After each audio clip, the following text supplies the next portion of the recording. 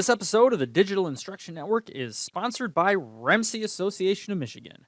For more than 50 years, they have been providing digital media services as well as educator professional learning to educators and schools all over the state of Michigan. For more information on their programs, including the 21 Things program, the Classroom Makers program, and Playdates, please visit remc.org. That's REMC.org.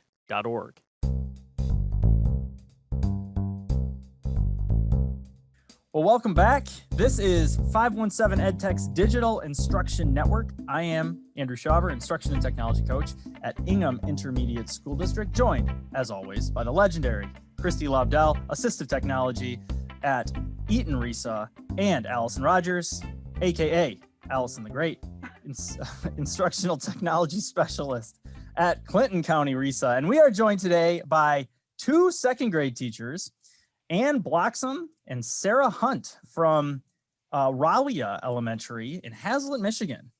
How are we doing today? Doing great. Excellent. And you guys taught. I'm doing all right. Now you guys taught already today, right? So this is the end of a work day for you guys, right? Yeah, we just finished our day with our Valentine's Day parties. Oh man, yes. Now you didn't get the experience of giving the kids lots and lots of sugar as you may do. Just a little. Well, I think basically some of them feast on sugar all day long. So it's not, they're just at home. That's true. That's true. Out of sight, out of mind. Out of sight, out of mind in some of those. We sent them home like a goodie bag. And so inside was a box of conversation hearts. And I had one kid that had eaten the whole box in like 5 minutes. And I was like, did you taste that? So, but no, so we did give them a little bit of sugar, but not too much. I mean, to be fair, the conversation hearts are not tasty. And so eating them without tasting them would probably be your best bet. It's a defense mechanism, really. Ann and Sarah have been teaching virtually all year. And when you're working with younger students, the pressures change, the skills that they need change, the ability to communicate and the styles that you need to communicate changes. I mean, Google Classroom and the internet in general is a very literary medium, and it really, really helps to read. And not all second graders do. And so today we want to talk about the dynamics of teaching second grade virtually. We want to talk about the platform that they set up, how they're communicating with home, as well as thinking about how to build relationships and to work on student engagement with those young students, but only getting a chance to interact with them through the computer screen. So thank you guys for being here. Thanks for having us. Why don't you go ahead and get started? Just talk a little bit about the situation that you're in, kind of what your setup is, and just sort of give us your story from kind of where you started to where you are now. So March 13th was our last day with kids in person, Friday the 13th. And from there on, we were teaching from home because we couldn't come into the building when COVID first started. And so we were in the spring using Seesaw and finished out the year kind of with just the bare bones of academics. And then when we started this school year, second grade and up needed to use Google Classroom. So we kind of were thrown into figuring out how to use that and manipulate that program because not everybody had used it before. And we've been teaching online virtually for now 98 days, 98th day of school. And our classes have remained virtual the whole time, whereas the rest of the district has some switched to hybrid as well. So Ann and I, we got some new kiddos, 4 weeks ago, for the family. So when that switch happened, some students were able to switch to hybrid, and those students were pulled out of your classroom, and some of those students preferred to stay fully remote, and they were switched in. Okay. Which was, that was an interesting transition just operationally as well. Yeah. I think, we all, of course, thought about the emotional attachment that we already had to the kids and vice versa. But it was more of an operational challenge than I had anticipated, I guess, because really, we had to re-roster everything, all the apps that we were using. We needed to re-roster for our new class, even though most of them were the same. I think I 5 transferred out and I got, 9 in. So, but it involved making new Google Classrooms. And figuring out what we needed to teach differently from our teammates who were doing hybrid and how all that would work. You Yeah, also had students coming in who, had zero experience with the platform that they would be using. I mean, your last year students were kind of familiar with Seesaw, but then they were moving on to 3rd grade where they'd be using Classroom. Your incoming first graders, or your first graders who were now with you as 2nd graders, had, I'm not sure how much tech experience at all they had, but likely only maybe a little bit with Seesaw last year, and then 0 with Google Classroom. Now, are they using iPads or Chromebooks?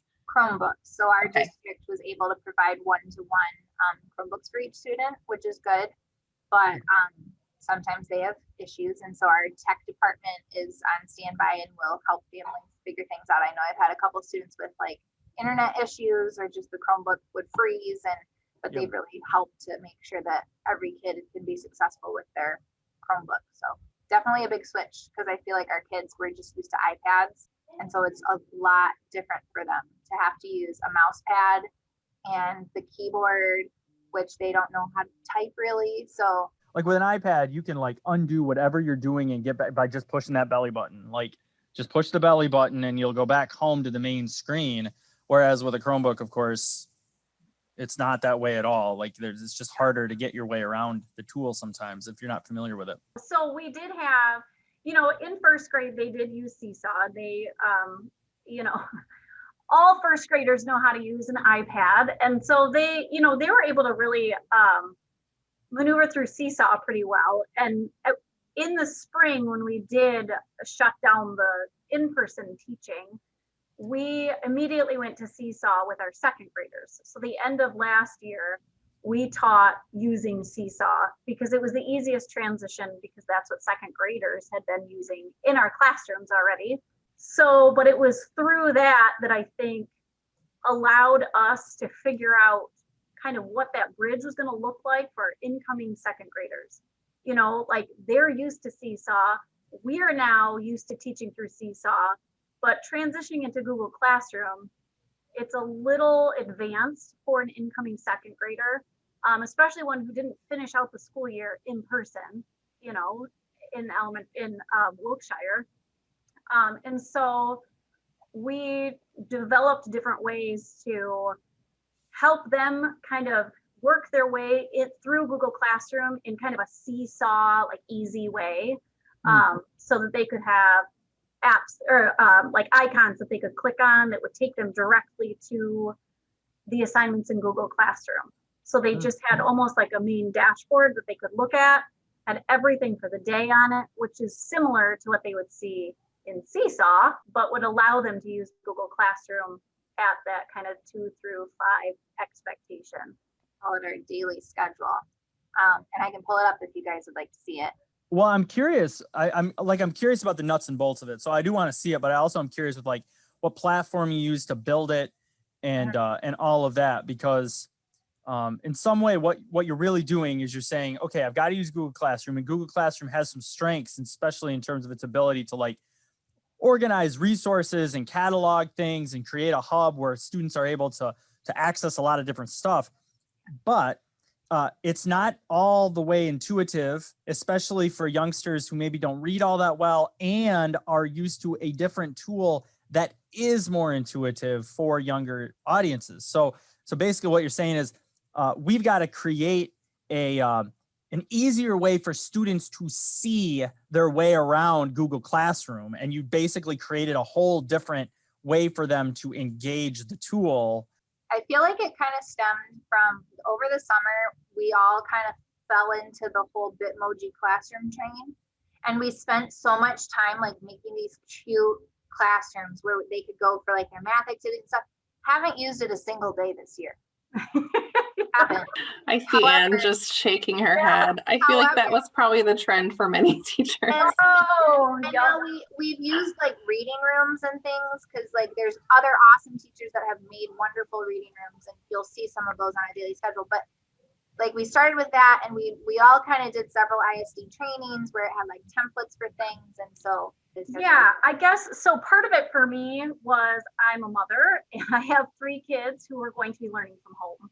And I thought, how am I supposed to do my job, and how are other parents supposed to be working full time while their kids are supposedly like independent, right? Working their way through the school day without any help at all, right? An independent 7-year-old. Right, exactly. So I'm looking at Google Classroom thinking that's not going to happen. You know, I mean, just we have to look at things realistically and plan ahead. And so I thought, what was it about Seesaw that was comfortable and easy that we could transition into for this school year? And so I made up just this real kind of skeleton of a schedule just on like Google Slides, and just thinking, all right, if we just look at the bare bones stuff that they're going to need all day, every day, we need our Zoom link on there. We need a link to their reading assignment. We need a link to their writing assignments, a link to the creative art for the day. Like, how can we develop this schedule into something that is like their home base or their dashboard? So every morning when they go into Google Classroom, all they have to do is click on this one thing, and everything we need as a class for the whole day is linked to this one page. And so as a team, the 4 of us really hashed it out, and really, you know, I think we've pretty much perfected it. It's working really well. The parents love it because it gives these 2nd graders so much independence, you know, with their own work. And it gives the parents a chance to do their own work, you know, from home as well. And it has also been super helpful for the kids who are in a daycare setting or in one of these learning pods where, you know, there is an adult there to supervise, but not a one-on-one adult to sit with them and help them through their day. I love that, like right from the beginning, you were looking at this from all angles. You were thinking about your students and, all right, we need to transition them. We can't just plop all of this brand new stuff in their laps. So let's create a system that will, you know, be not seamless. I'm sure it wasn't seamless, but some sort of easier transition to the platform that we are needing to use for them. But not only just stopping there, like you as a parent, and we're thinking, I know the parents at home need something too that will help them through this. So I feel like you took your own perspectives, the teachers, the students, and created this, which I'm hoping we'll get to see here soon, because I know that you guys worked really hard on it. But did you guys, I'm curious about like what kind of feedback you've gotten from your parents throughout the year. And, you know, did you change anything from that first system that you created at the beginning of the year to now, or do you feel like it worked kind of well right from the beginning? I feel like there were some things like we used to have like a link for the Zoom meeting, which we've used the same link for our Zooms all year until we started with a new group. And we had it like for each live section on the daily schedule. And so now we just have one button because it's the same. But I feel like really it's just been the same looking. We've just maybe added more things to it. So now like we have our reading rooms maybe added in, or we have our interventions linked in so kids can get directly to their intervention teacher straight from their daily schedule. So I feel like it's been pretty consistent, and like my kids will call me out if I forgot to link something. They'll be like, Miss Hunt, the social studies assignment isn't there, or Miss Hunt, you forgot to put art in today. And I'm like, oh my gosh, thank you so much for catching that. I'll fix it right now. And I do it super quick. And sometimes kids are like, how do you do that? And we'll show them, and then, you know, they'll try and do things themselves. But I think really like the kids have gotten really used to it, and they're really adept at doing it. So adept that I had to start putting stop signs over the assignments for later in the day, so they couldn't get to things. But now I have kids that know how to actually use Google Classroom, how it's intended, so they still get to the assignment. So it's like they've become so independent, which is a good thing. But it's a double-edged sword. I used to say as I taught 10th graders, but like as soon as you teach them that it's okay to critically reason And as soon as you teach them like the art of logic, like they're going to want to take those skills for a spin, and they still have the discretion of a 10th grader. So now you're getting all these argumentative kids who are like trying to pick at how reasonable your math assignments are. Right. You're like, this is not how I intended you to apply these skills. Thank you. Not what I meant. But and I don't have kids, so like I really appreciate like Anne and our other two teammates' opinions, because they are both mothers and they both have families, and so like from their perspective, like I've learned so much this year that I wouldn't have thought of, because I don't have my own kids that are going through all of this. But I do feel like Anne said, like the parents really appreciate this stable thing. Like all they have to do in the morning is make sure they open up the daily schedule and they click on the Zoom link, and then they're good. And that's our goal, is to make sure that the kids can be independent for their day. It was eye-opening to me in the spring when I would see, I go on like the community Facebook pages and stuff, and parents were saying things like, never thought I'd be a homeschool teacher, and like lightheartedly, or some people were asking other people like, what homeschool program would you recommend us investing in, and this sort of thing. And as a teacher, like I tried to not take offense to that, because I thought, Sure. wow, I'm working like super hard to teach your kid right now, and you are thinking of yourself as a homeschool teacher. Like that, something is not working. Yeah. And I'm so, shoveling all this energy into a hole someplace.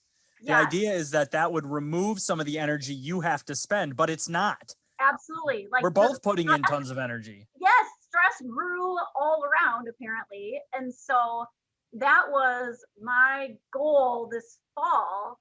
I told the parents, you are the parent. Your role in your child's life is to be the parent, and my role is to be their teacher. I wanted to make it clear, you are not expected by any means to be a homeschool teacher.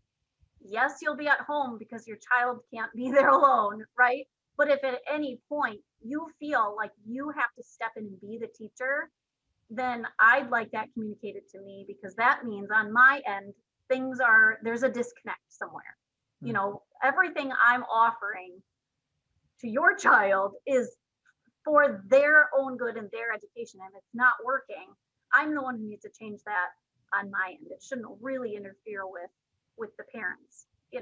Like we were saying before, I want you to be able to talk about things at the dinner table and be genuinely interested and excited about what your kid has to tell you, not because you've been sitting all day and know exactly what every assignment was and walk them through it. I'd like them to still be able to tell you about their school day. That's really amazing. And just trying to keep that aspect of teacher-student relationship and parent-child relationship, because it is so blurry right now. But I mean, again, taking that perspective has become so important. And so when you shared that with them, I'm sure the reaction was like, oh gosh, thank you so much. Do you feel like that kind of defining relationship has been able to maintain through the year? Have you gotten feedback to say like, hey, actually, we do need a little support, or perhaps the system that you created is that, and it is so great, but perhaps it's that has allowed that independence to continue, and for you to maintain that role of teacher, and for parent to maintain the role of parent? Yeah, I have we've had oh my goodness, it's overwhelming almost how many emails you get from parents just saying, thank you for being so organized and making things so easy. And I don't think they realize how much that means to me to log into my email and see that, so I know that it's working. And for parents to be able to for them to be able to take that moment to send me that email, that's a win right there, right? Right. Totally, yeah. We're breathing and able to send that message.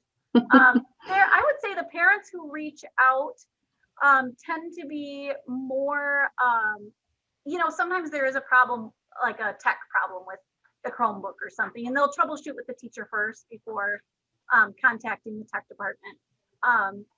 Or we have students who are in reading intervention or speech, or anyone who receives any special ed services, anything that is different than just our cut and dry daily schedule. Sometimes it's more like scheduling questions. How do we get there? You know, we know she has a Zoom with so-and-so at 11:30. And so that's when we started putting those links on our daily schedule. Like, oh, right. I Yeah. have these 2 kids who go to this person for reading intervention. They should have a link in the daily schedule. At 11:30, you just click on her name or her face or whatever, and it'll get you there. Because again, too, like our kids aren't familiar with everything of Google Classroom. So like if something was in the stream, like we had tried that, like putting an intervention link in the stream, the kids didn't know how to get to it. So that's, I guess, again, how we figured out that kind of change. But Well, in the reading intervention and creative arts, well, speech, you know, our social worker, they all have their own separate Google Classroom. So to ask these kids, they belong to each of those classrooms, you know, so when they log in and look at their classes, they can see all of those separate rooms. But the link on our daily schedule, for instance, takes them straight to that Google Classroom, exactly where they need to go. Yeah, so then they're not, you know, like, oh, I have speech today, I have to go and find her Google Classroom and figure out, they can just go. Right. And the consistency matters. I mean, the consistency matters a ton because I'll tell you that like just during conferences. Okay. So my kids just went through parent conferences, which meant that there was a couple of half days and there were a couple of different days that were where the schedules were just different so that people were free to get to conferences and some of that other stuff. And like, if you say to yourself, okay, I'm only going to set alarms on my phone at the start times of the Zoom calls, just to make sure that my kids get on Zoom, your phone is going off all day at different times because this one's on the middle school schedule. And so she starts on this schedule. And then this one's on the kindergarten building schedule. And this guy's a third grader. But it's different today. So make sure you get in there and change those alarms because today is the Wednesday of conference week. So we had half days, you know what I'm saying? Like, so the ability to create as much consistency, like let as much get into autopilot as possible because the brain energy it takes when suddenly it's not on autopilot, it consumes your day. Oh, for sure. You know, one of the things we've actually done to help with that as well, we log in for a morning meeting, and then our schedule is morning meeting, reading, then we do reading small groups, and then writing, okay? And then that's when they go off to creative arts and we're done being live for a while. So what we have started doing is logging into Zoom for our morning meeting, and we run that Zoom all the way up until creative arts. So when it's not your reading small group, I'm like, oh, Andrew, I'm putting you in the waiting room. Allison, you're in the waiting room. You know, Christy's going to stay with me. And so then when Christy's group is done, she just goes to the waiting room and I pull Allison's group in. And that way they're doing their work and they just hear the little doorbell and they know, oh, it's my turn again. I like that. And That's that a good the parents strategy. don't have to do it for them.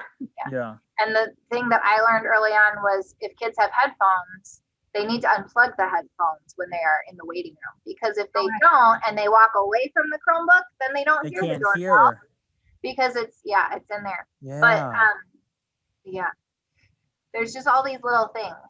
Man, that face I was making was genuine. Like, man, all these little things that you just won't learn till you do it. I had the same two girls that were like the ones that would always wear headphones. And I was like, why do they never come back? And finally I was like, oh, duh. Yeah, they can't hear. They went up to go Don't get some hear the oatmeal ding. for break. Yeah. Magic doorbell. And I'll tell you, actually, what gave me the idea to just keep on going and putting them in the waiting room was a day that I was teaching from home. And I have a son in DK, and he was at his Chromebook. They use Chromebooks now over there too. And he wanders off, right? And you'd hear that doorbell and boom, he was done playing with his blocks and he was running. He was right in his seat, ready to go. And I thought, whoa, that's like, you know, Pavlov's dog. Yeah. Wow. You know what I mean? Like, just ring that little bell, you know? And so I was like, wait a minute, I have control of a bell. I can do that. So we started doing it, and it's The other Man. thing that I've done to really help with attendance too is at the beginning of the year, I send out a parent survey to find out questions and their information, and I ask them about their child. But one thing that I've done for the last 3 years is I ask them for their child's favorite song, and I make a class playlist. And so it's on shuffle. Every time before we come into a live meeting together, our music is playing. And so they want to get there sometimes like 10 minutes before class really starts because they want to hear if their song's going to play. And some of them will be like, is my song going to play today? And I'm like, well, it's on shuffle. So we'll just see if it plays. We'll just I see don't know. the But I iPod use it. decides. Yeah. And they love it, like Space Unicorn and It's Raining Tacos and all kinds of stuff. I heard one, I think it was It's Raining Tacos the other day on a commercial, and I started singing it, and my boyfriend was like, seriously? He's like, sorry, I just know all the songs. And but It's like a great teacher. the kids love it, and like they hear their song come on and they are like jamming, even if they can't see each other, they don't care. Because if I'm sharing the screen for like the welcome sign or whatever, like they love it. And we use it in the middle of like math lessons and things while they're working. I'll be like, hey, I'll play music as long as you're working. We can jam and work. It's fine. But as soon as you just start jamming and you're not doing your work, it gets turned off. But they love it. And it's such a buy-in too. You've got such a clear system down pat that you're just rocking and rolling now. But what are some additional strategies that get them to the table? They know where to go. They know when to go there. But how are you engaging these little second graders in terms of, well, we've all been interrupting each other this whole time, like that level of running to the, computer when you hear the bell. I love that you've got your songs and that sort of thing, but like, are there certain things that maybe you did in person that you've tried translating virtually, or things that, gosh, that did not translate well, now I'm going to do this? So I think sometimes we forget that we have to like still be we're on stage in front of kids, even though we're in front of a screen. It's just a different version of ourselves, I guess. The thing that I've used every year, so this is my 6th year teaching, I've used a rock jar every year, and I add a rubber band every time they fill it in. So even though the kids last year were only till March 13th, we filled it like 9 times, which was like the most ever. So this year's kids have already filled it 4 times, and they get a rock for if 12 people turn in an assignment, we get 1 rock the next day. If everybody turns it in, we get 2 rocks because they weren't turning in stuff. And I was like, you guys, when you go into that waiting room and you're not with me, you should be doing your assignment there at that time, so that you don't have to do it at 5 o'clock when your parents are done with work. And we want you to be doing it in that moment. And so I was rewarding them with rocks. And then I had the kids pick different celebrations, and obviously it can't be like something here, but we've switched it up, and the kids came up with these ideas. So like last year I had a kid pick a piñata. That was really tricky to do, and so then the kids vote for it. We didn't do piñata this year, but it's been things like, stuffed animal day, pajama day. We did have movie and lunch with Miss Hunt, so like I put on a magic school bus at lunchtime, and they could come and they could eat their lunch while they watched the movie, and they always vote.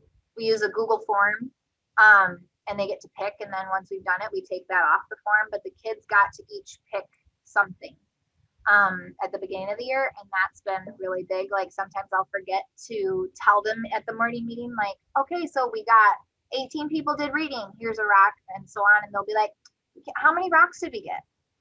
And they get so excited when, especially on those rare days where everybody's done everything and we get 2 rocks. They're like, yes. And that's one thing. Yeah. But I use a wow board. So it's 100 squares. And whenever somebody wows me, I just put their name in there. And I used it in person. So in person, they would go and write their own name in whatever square they wanted.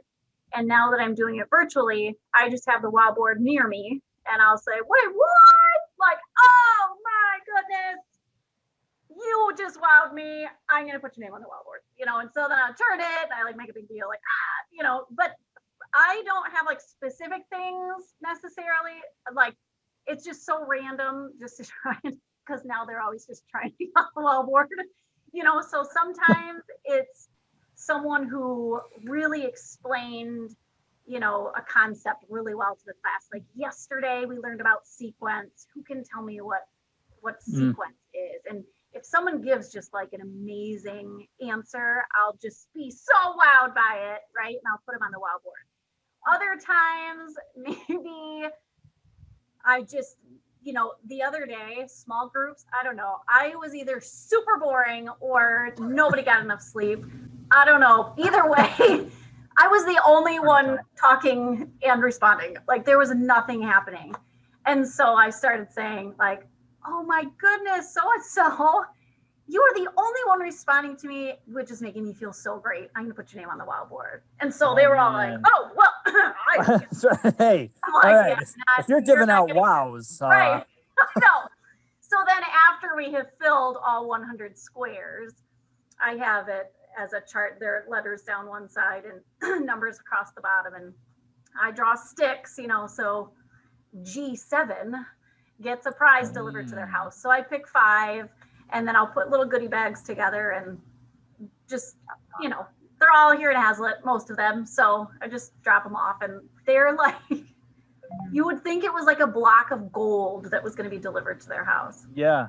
Like they'll be waiting on handful. their porch. I'll be like, sometime this evening, I'm just going to drop it. And I got there. One girl was just sitting on her porch. I'm like, how long have you been sitting here? Because I was just eating dinner at home. Like, That's right. That's right. it was cold, but it means a lot. And, they do work hard for it. So It must take a lot of discipline to not give any wows when a kid tells a funny joke, because you don't want to encourage that behavior. But boy, that joke was funny. Not wowed. I'm not laughing. No. Well, okay. So that was about for the record, that was about a 25-minute stall on us wanting to see these daily schedules. Right. You ready then? Yes, let's roll. All right. I've been given the power. So here's my Google Classroom. And something early on that I figured out was helpful was I added emojis to things.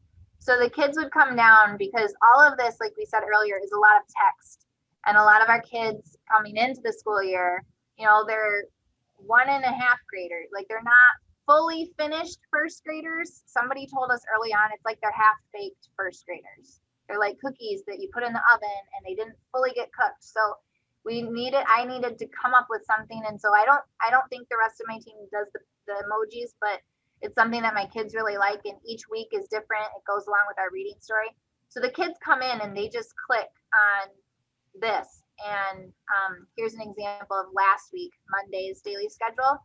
So you can see our day starts with the kids checking in on Class Catalyst, and almost every image here is a link. So they would click this, it would take them to Class Catalyst where they check in and tell us how they're feeling. Here's where they would click to get to our Zoom meetings every day. And again, that's the same for everything. So all of these blue boxes are times that they are live with us. So like Ann said earlier, we're live this whole time. We don't get out of Zoom. They do have breaks scattered in throughout there, but we stay on so that we can just easily move kids in and out of the waiting room when they need to be there. We then link our recordings from our Zoom meetings here. So if a kid has missed something, they can always go back and watch those videos. We have the materials that they would need to make sure that they're successful when it's time for the lesson. So for example, on this day, they needed their notebook and a pencil for reading for whatever assignment or activity we're going to do whole group. And then they have a must do column, and I made mine green. Everybody else kept it white, but my kids were still struggling early on in the year. Even though it says must do at the top, they were not understanding all the things that they really needed to do. So I decided to pick green, and everything that's in a green box, they need to click on. So this would take them straight to an assignment. And then they would click on it. So we did a fun groundhog thing, and it would take them right to their personal assignment that's been made for them, because we make a copy for everybody. And then they would go back and they would click turn in, and they would go to the next thing. And then we have can do activities. So right now, Ralia is doing a fitness challenge and a reading challenge for this year.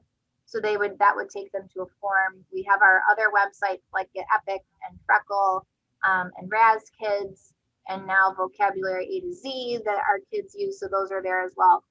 And then we have STEAM. So this is what Ann was talking about earlier too, about how Creative Arts has their own Google Classroom. And for our second graders, like my student, for example, who was like, Miss Hunt, you didn't link art. I was like, well, there is another way for you to get to art, because his parent emailed me and they were asking, you forgot this, can you put it on the daily schedule? And I'm like, well, if they go here, they can get to creative arts. But yeah, here it is. So this way the kids just go here and then they go back to their daily schedule and they move on with their day. So things, whether they be live or not live, every single thing is here. Our reading intervention, our small group schedule, the times, and it's just all in one place. And there's different fun things, like here was today. So here you can see my stop sign. So this is what it looks like from a teacher's perspective. So I just move this in front, and then when it's live, like now my stop sign is there. And I'm going to fix that so my kids don't freak out today. Everything is there, whether it be fun things like our reading rooms or the must-do activities. Sorry, I talked a lot. No, this is amazing. It's like you've taken Google Classroom that's kind of meant for probably older kids or kids with like, more of a secondary background, and kind of created it for any user, that regardless if you can read all the text or not. In addition to that, there's that parent component that sometimes is an issue for accessing Classroom, and you've overridden that even further to say it doesn't really matter if parents have access to Google Classroom because you have that schedule. So it looks really seamless. It's very consistent every week, which I'm sure parents appreciate. But I'm wondering, this is super impressive. How long did it take you to have your students not just get acclimated with your schedule, but all of the technology and the tech literacy skills that it takes, especially coming from being in first grade, using Seesaw, to suddenly using a different platform, having to kind of be completely independent, and all of the little tech glitches and tech skills that are needed to be able to navigate this space? I can't imagine it having gone that quickly or that smoothly, but there was probably a lot of routines set out early on. So can you speak to that a little? If I may interject also, some of those tools like Freckle and some of those other tools have separate logins as well. So at the beginning of the year, we had an open house virtually where parents could come to our Zoom, and we had to keep it in 30 minutes because the school had scheduled, like second grade went first at this time and then third grade started. So we did have a kind of one-on-one to walk through some things with families, but we also created a student login sheet that has everything. So at the very tippy top, they had their Google login, and then there was a Freckle box and an Epic box and all of those things. And we sent that home with their pickup bag that went home before school even started. And we asked parents, like, please, before the first day of school, have them logged in to Google Classroom and like accepted the join request. There was a lot of sharing the screen, and it seems so long ago. Like I can't honestly remember what we did that first week. Yeah. But I know it was a lot of like sharing the screen. Like you're gonna click on this, you click on the waffle, and you click on this one. It looks like a chalkboard. You don't know what a chalkboard is, but it's a chalkboard. It's this one. It's green and yellow. And trust me, it's a chalkboard. and using those names like waffle, syrup, pancake, like Syrup. all those things. Oh, have you not heard of syrup? No, pancakes and waffles I got, but what?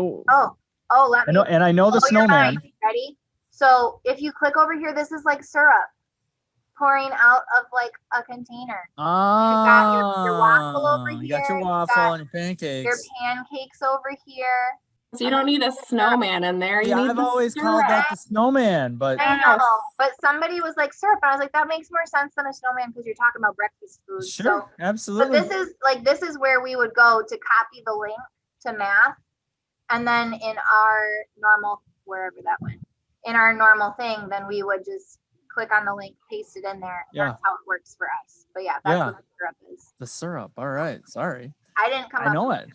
Somebody at the ISD, I think, said it at one of the trainings over the summer. So I don't know who it was though. It was not me. That could be a Heidi Gaskin move, actually. Maybe. It was a literacy thing, probably. That would be Heidi. So one thing to keep in mind though is that in person, the first couple weeks of school are just crazy, classroom expectations, hallway expectations. Now let's all go into the bathroom and learn how we're supposed to do this. Now let's all go, you know what I mean? Like all the time that we take in person that we actually didn't have to worry about with virtual, but all of, we could cut out all of those building expectations and actual like physical classroom expectations. And so the expectations of Zoom, we went over those every morning. We have a slide that we show. I'm gonna share it. That has all of those expectations. Sarah, he's gonna take that away from you. No idea what you've done. She shares everything all the time. You gave me the power. I'm just helping you while you're talking. This is it. So anyway, so what I was going to say is it didn't actually take very long to go over the expectations. And so we had a lot more like free time to talk about, navigating the apps in the classroom and that sort of thing. One thing that's really nice, a lot of apps offer Google login, just Yes. log in with Google. And so if you have Google Classroom, when you're setting up your rosters, a lot of times you can just import your class and boom, they're just all magically there. Yep. And so that's super helpful. And then the others, once they logged in once, they're the only ones using that Chromebook. So that's another kind of golden thing about virtual. They're not sharing devices. They never have to log out of anything. But like I will say, like, put your finger on your nose when you're logged into Freckle, and then we're done, right? So the next time they click on Freckle, because they're logged in to their Google account on their Chromebook, they're already in. So it actually surprisingly took less time to get them, familiar with the daily schedule and all of the operational stuff that goes along with virtual learning. I mean, every single day I still go over the daily schedule as if they've never seen it before. Like today you're gonna do this in reading and Better safe than sorry on that one. But that's how we would be in the classroom as well. Remember, this is how we, do this, friendly reminders.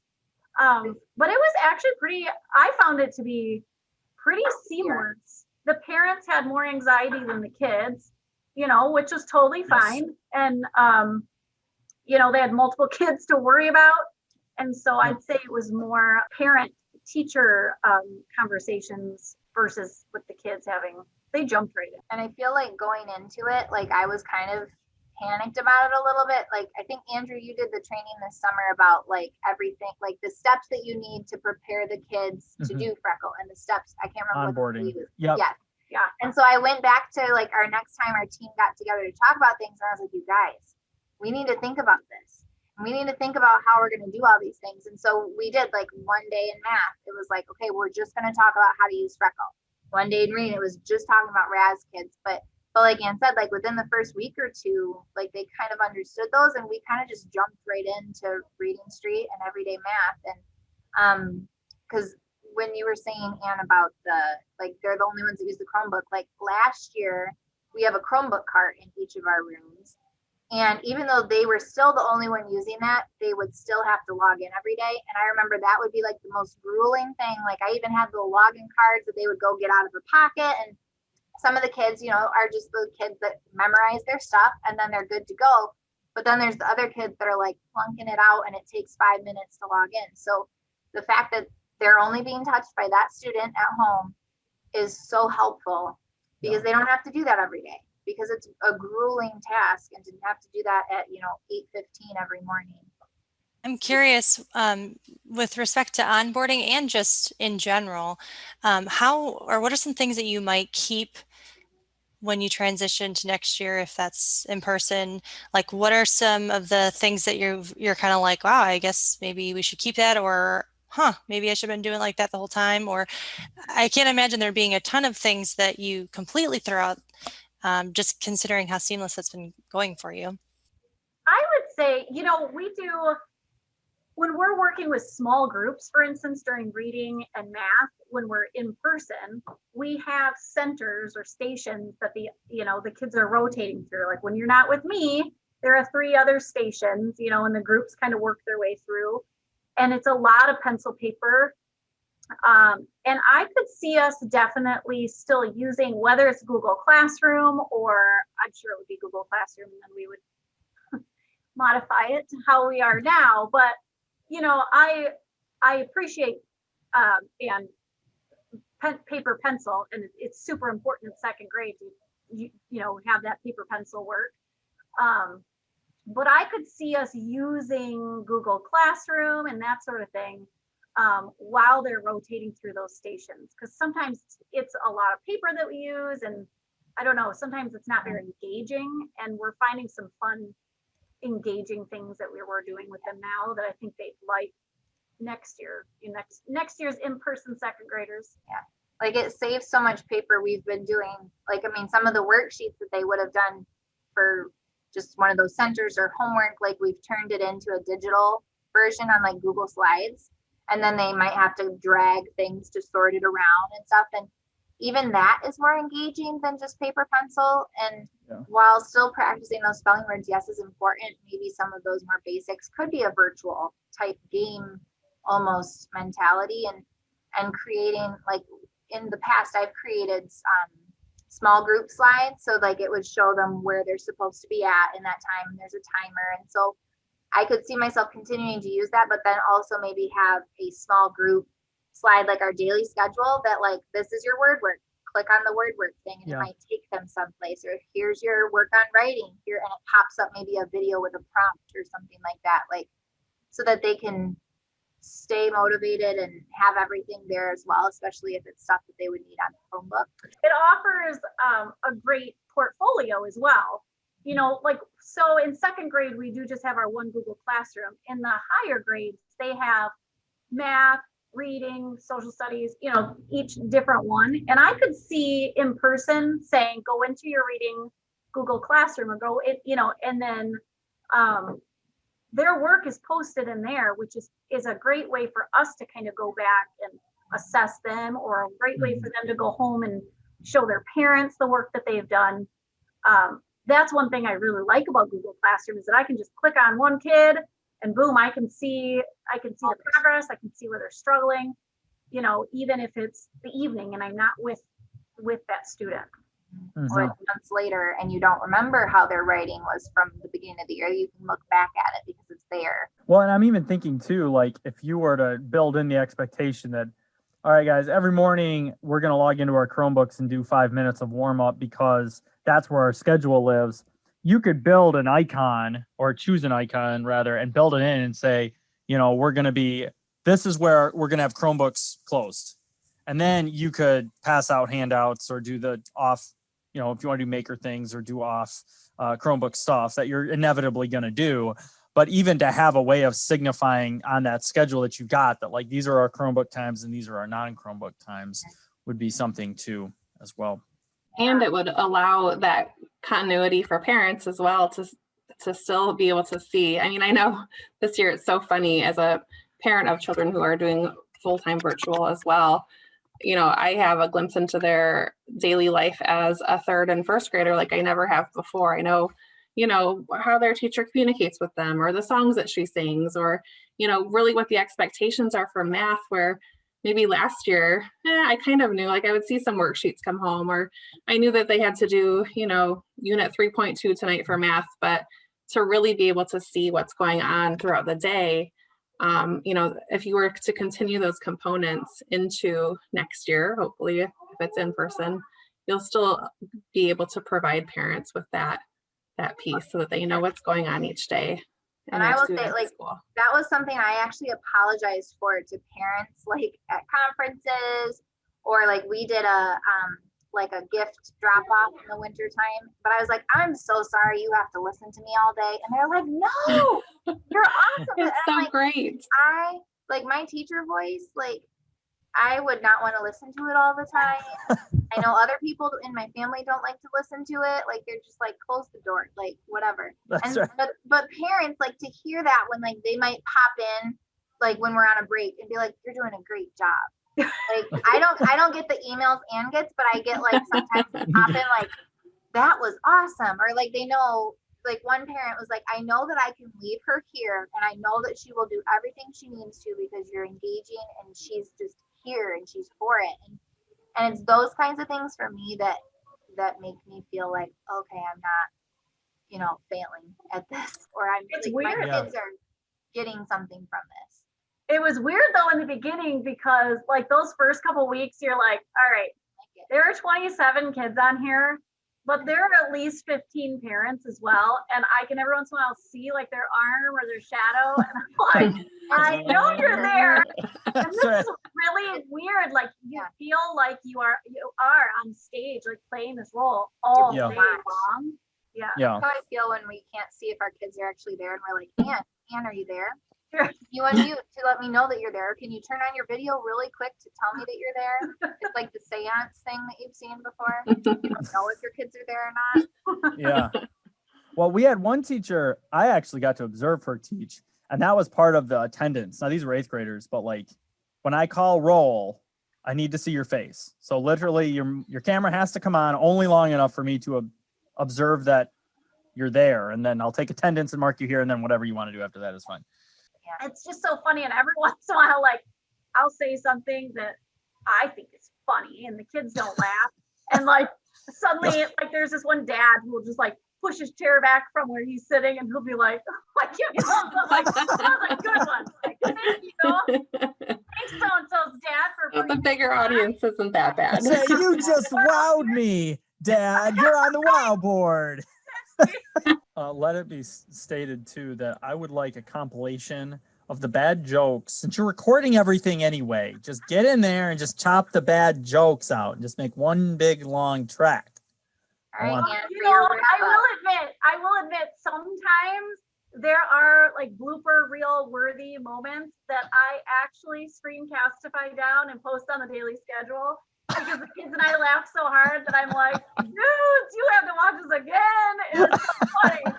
Like, and it's all those like real moments where you're like, this how Could did not we have scripted it. Couldn't have done it on purpose. But it's so weird because, like, I mean, I never really had people in my classroom, like adults and volunteers, very much. And so I never taught in front of parents. And so Yeah. knowing that they're listening, like, I felt really at the beginning of the year so self-conscious, Mhm. even though, like, I know what I'm doing and I know how to teach kids, but I felt questioning, like, I felt myself questioning Yeah. everything that I was saying or doing, or like, when I'm silly, is that stupid? Like, but Yeah. the kids think it's funny, so no, like you can watch me be a fool and the kids are engaged and it's fine. Right. Like today I was singing Into the Unknown while I was waiting for kids to do stuff during the party and they're all laughing Quality and started tune. singing too. And then they're looking like, oh, Quality so it's tune. just, it's those moments where you're human for them and they realize that and they Yeah. are just more connected. And that goes along with too, like, how are we making those connections with the kids this year?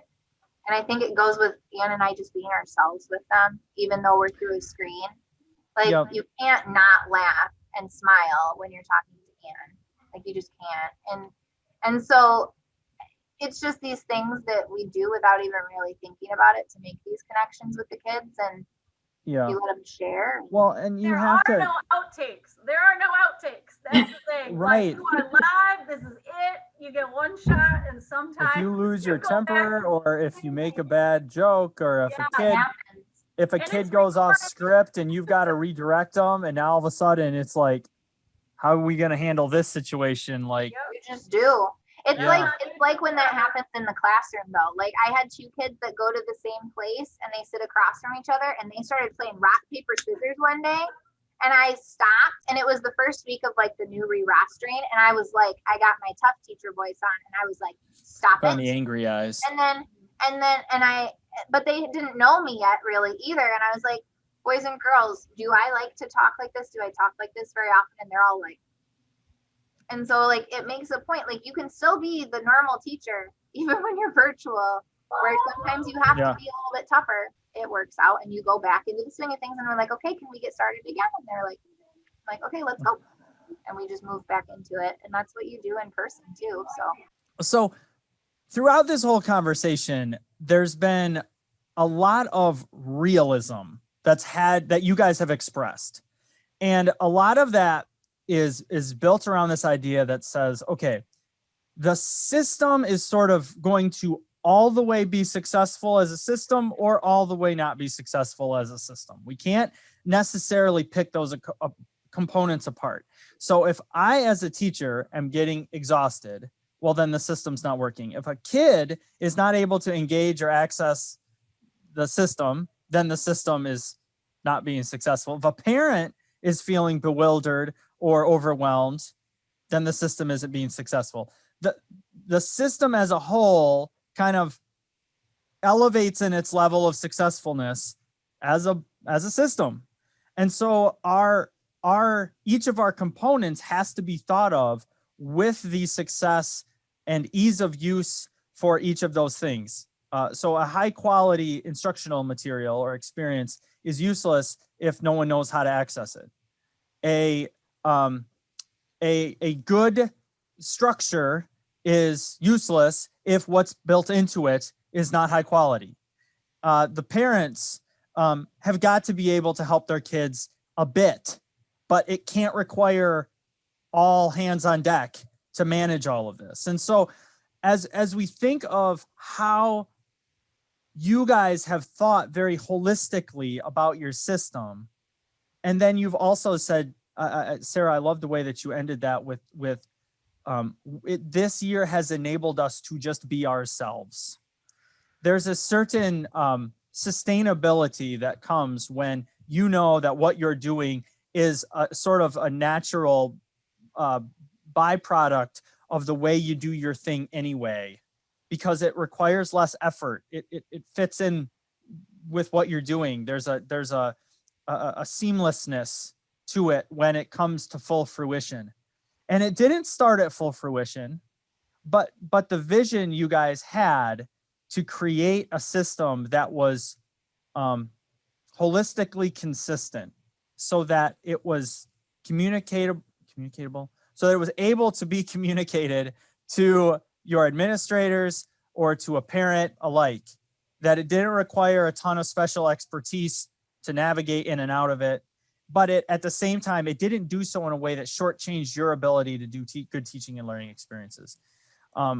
It's as impressive a system build as I have been able to observe so far. And so I'm really happy that you guys were willing to come on and share that. And I am confident that moving forward, you guys are going to find that now you can build off of this thing from a foundation of success and now move into the planning for more bigger and better things. So thank you very much for joining us. Thank you. Okay. Oh, go ahead.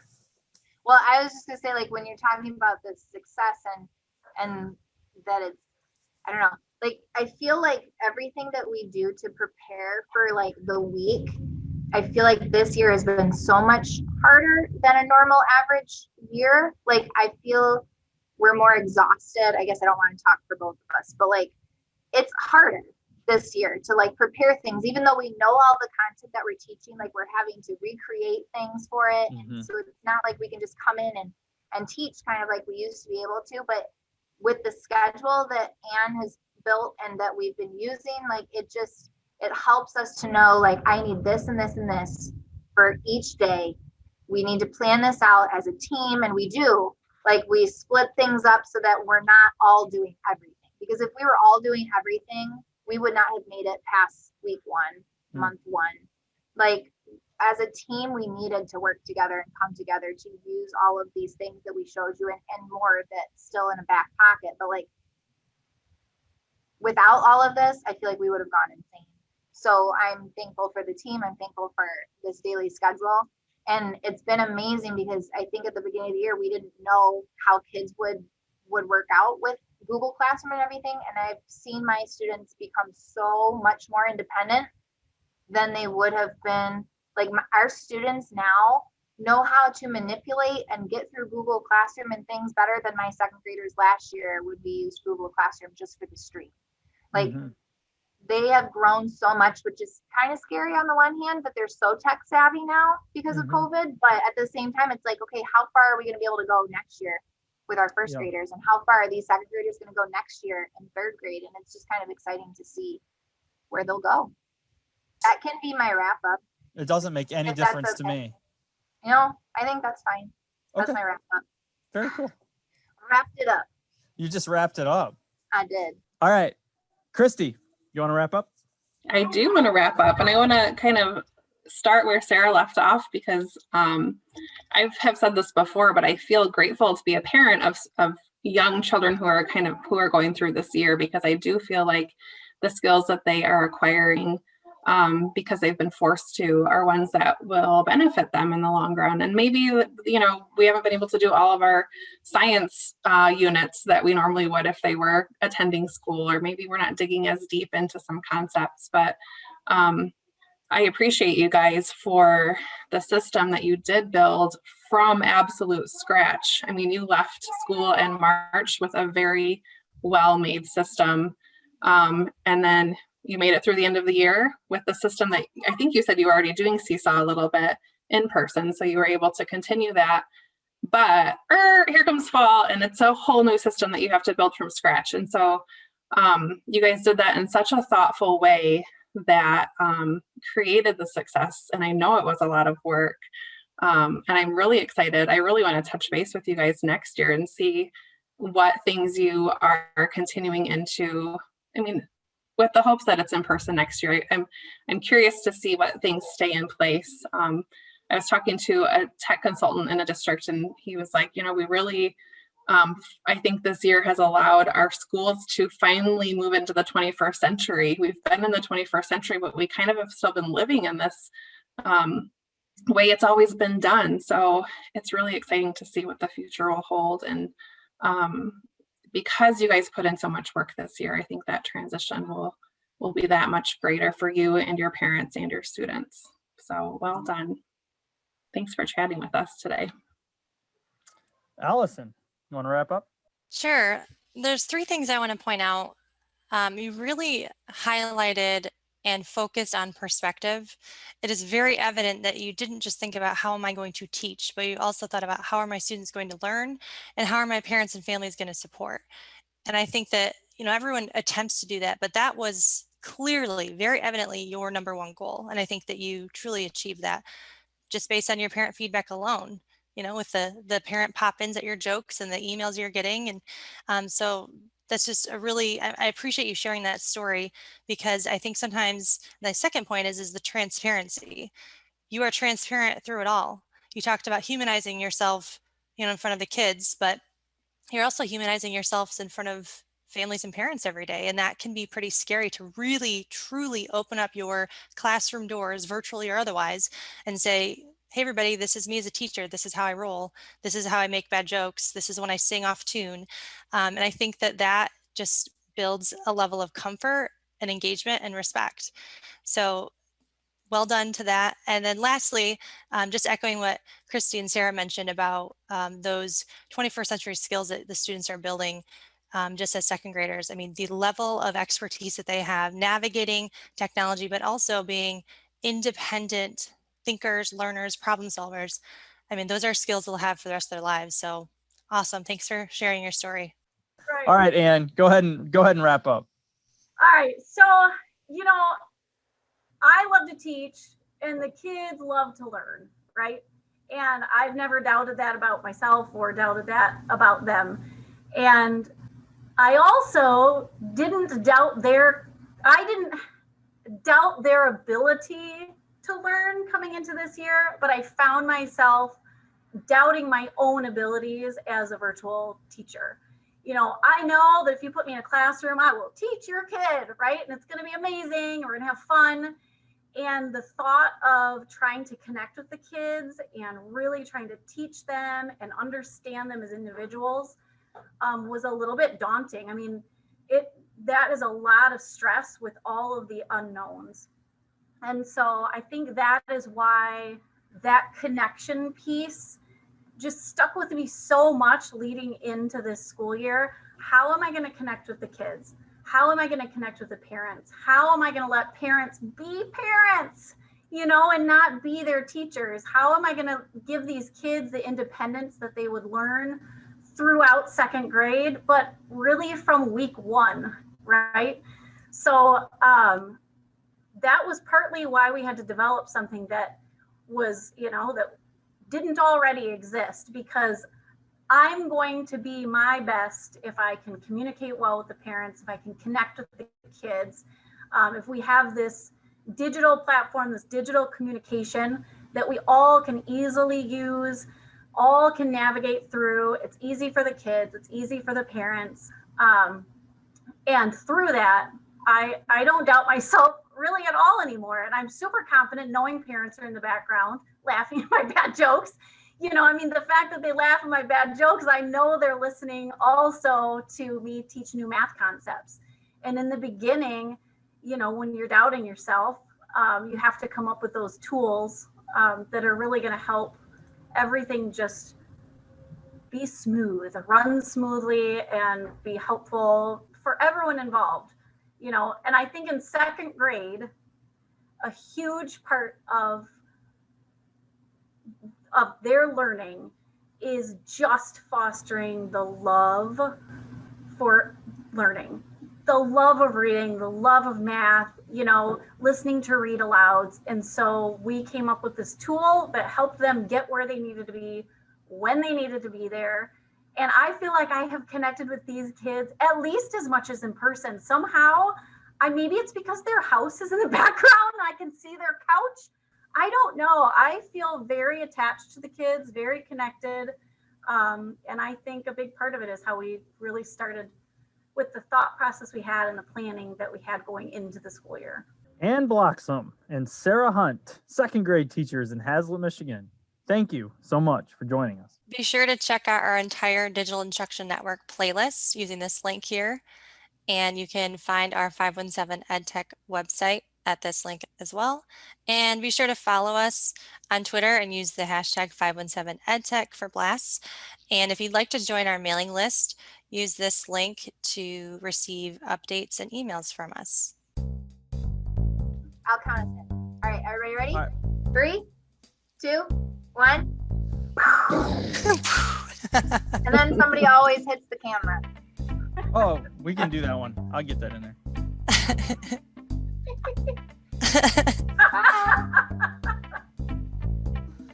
All right. I have no idea what I'm going to do with that footage, but it'll get in there somehow. Just put it in at the end. Be like, That's it. Peace out. Mic drop. It'll be like that thing at the end of the Marvel movies where if you stick around through the Oh, yeah. credits, Mhm. there's that last little bit. So I think Totally. After Allison's click and subscribe. Yeah, there you go. Perfect. All right. Well, I'm so glad we did this. I am not regretting this decision at all.